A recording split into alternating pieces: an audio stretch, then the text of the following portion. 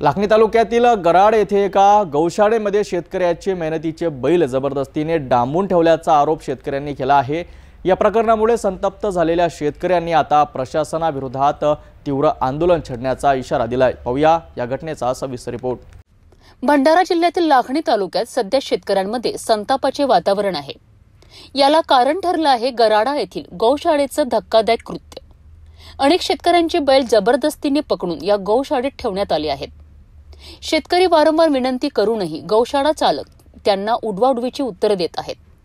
कोर्टाने बैलांना परत करण्याचे आदेश देऊनही गौशाळा चालकांनी त्याला जुमानले नाही, असा शेतकऱ्यांचा आरोप आहे। माझे नाव भास्कर शिवा खंडाईत, राहणार झाडगाव। काय सांगाल बैला संदर्भात? साहेब, आम्ही गोरेगाववरून शेतकरी बैल खरेदी केला आणि बैलाचे आमच्यावर रिसीर पावत्या आहेत आणि रिसीर पावत्या 40,000 45,000 असे बैलाच्या पावत्या आहेत आमच्याकडे। पायदळ बैल येत असताना जवळजवळ 15 शेतकरी आम्ही होता आणि गोरेगाव घोटीजवळ बैल येत असताना पोलीसवाल्यांना बैल पकडला आणि त्यांनी आमच्या पावत्या पाहिला। त्यांनी म्हणलं का तुमच्या पावत्या आहेत, तुम्ही गोरेगाव आम्हाला दुगीबार ठाण्याला बैल तुम्ही स्वतः ना। आम्ही रात्रभर त्या बैलाच्या पायदळ बैलासोबत गेला सर। त्यांनी आम्हाला पाणीसुद्धा नाही, नाश्तासुद्धा पोलीसवाल्यांना पिऊ नाही दिला आणि त्यांनी सांगला का सकाळ झाली का तुमचं बैल परत करतून। दुगीबार ठाण्याला गेल्यावर काळे साहेब होते तिथे।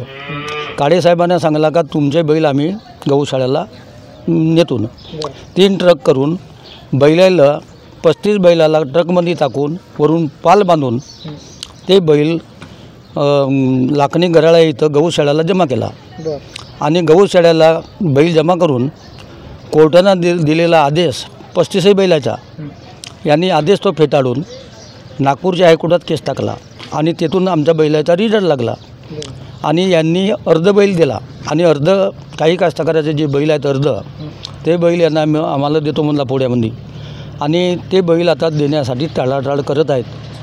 तर त्यांनी आमचे बैल आता लवकरात लवकर देवा, नाही तर आम्ही समोर त्या गौशाळेच्या समोर उपोषणावर बसण्याची आमची तयारी आहे साहेब।